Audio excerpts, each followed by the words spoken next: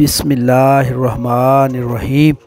अस्सलातु वस्सलामु अलैका या सय्यदी या रसूलुल्लाह व अला आलिका व अस्हाबिका या सय्यदी या हबीबल्लाह। अस्सलामु अलैकुम व रहमतुल्लाहि व बरकातुहू। हक बहू ऑफिशियल के नाज़रीन को आपका मेज़बान खालिद कमर हज़रत सुल्तान बाहू रहमतुल्लाह अलैह के मारूफ पंजाबी कलाम अबियात बाहू के बैत नंबर 30 में खुश आमदीद कहता है। तो आइए चलते हैं, हज़रत सुल्तान बाहू रहमतुल्लाह अलैह क्या फरमाते हैं। पढ़ पढ़ इल्म रिझावण लोकी, क्या होया उस पढ़िया हूँ। हरगिज़ मक्खण आवे नाही, फिट्टे दुध दे कड़िया हूँ। आख चंडोरा हथ की आया, एस अंगूरी फड़िया हूँ। हिक दिल राजी रखी बाहू, लें अबादत वरिया हूँ। हज़रत सुल्तान बाहू रहमतुल्लाह अलैह इस बैत के पहले मिसरा में फरमाते हैं, ये ज़माने के उलमा इल्म पढ़ पढ़ कर उमरा की खुशनुदी हासिल करते हैं, भला इस इल्म के हासिल करने का क्या फ़ायदा। इल्म तो ज़ाते बारी ताला की मार्फत हासिल करने के लिए है।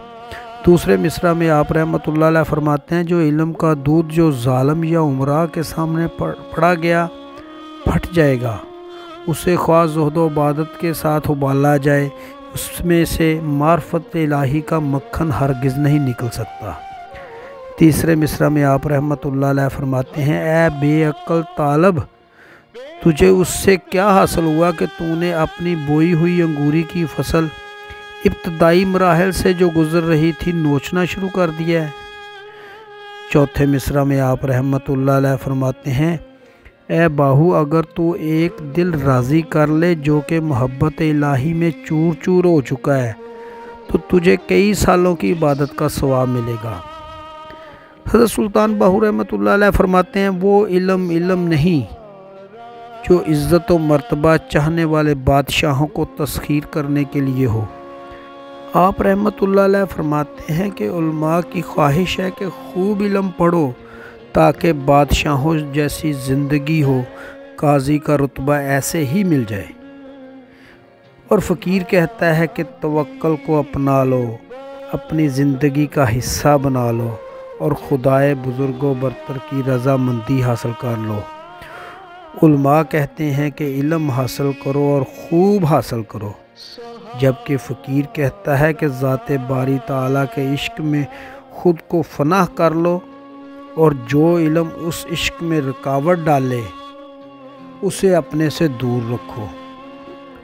आलम और फ़कीर की इन ख्वाहिशात को सामने रख कर हज़रत सुल्तान बाहू रहमतुल्लाह अलैह इस बैत में फरमाते हैं कि जिस इल्म से नबूदो नुमाइश और दुनिया का लालच आ जाए, उसकी मिसाल ऐसे दूध की है जो फट चुका है और उसकी हालत बिगड़ चुकी है। इससे मक्खन हरगिज़ नहीं निकलेगा और ना ही उससे घी निकलेगा। ऐसा आलम ज़ाते बारी ताला का इरफान ज़ाते हक़ को कभी नहीं पहुंच सकता। उसने तो अपनी बोई हुई फसल को ज़मीन से निकलते ही नोचना शुरू कर दिया है, फसल को तैयार होने से पहले ही तबाह कर दिया है। फरमाने रसूलुल्लाह सल्लल्लाहु अलैहि वसल्लम है, आलम अंबिया के वारिस हैं जब तक वो बादशाहों और दौलतमंदों की मोहब्बत में गिरफ़्तार न हों।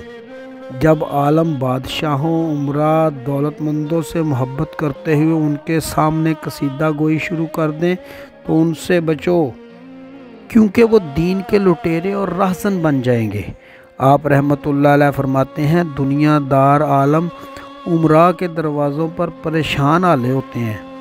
उलमा को उस वक़्त मौत जैसी भूख का सामना करना पड़ता है जब वो कलाम अल्लाह को बेचते हैं या उस पर से यकीन उठ जाता है। और फ़कीर को उस वक़्त मौत नज़र आती है, परेशानी लाहक हो जाती है जब वो खुदा ताला की मोहब्बत से दूर होकर दुनिया का रुख करता है। फ़कीर को अपनी सारी ज़िंदगी की मोहब्बत लुटती नज़र आती है।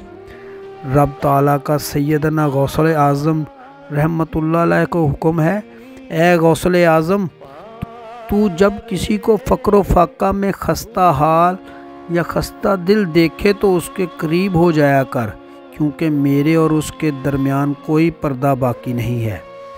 حضرت سلطان باہو رحمۃ اللہ علیہ خستہ دل فقیروں کی خوشنودی کو حد سے زیادہ عبادات کا مرتبہ دیتے ہیں۔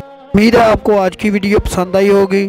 آئندہ ملیں گے انشاءاللہ ابیات باہو کے حصہ پے کے 31ویں بیت کے ساتھ۔ تب تک کے لیے اپنا خیال رکھیے گا۔ اپنے میزبان خالد قمر کو اجازت دیجیے۔ اللہ حافظ۔